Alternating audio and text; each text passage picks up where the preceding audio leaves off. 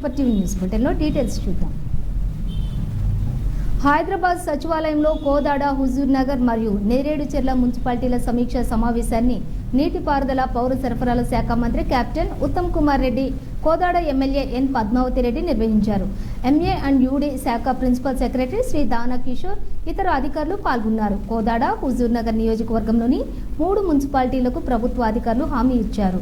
కోదాడ మున్సిపాలిటీలోని పెద్ద చెరువు వద్ద మినీ ట్యాంక్ బండ్ అభివృద్ధికి 8.00 కోట్ల నిధులు విడుదల. కోదాడ మున్సిపాలిటీలోని చెరువుకట్ట బజార్ నుండి అనంతగిరి రోడ్డు వరకు మేజర్ అవుట్ఫాల్ డ్రైన్ నిర్మాణానికి 4.40 కోట్లు విడుదల చేయనున్నారు.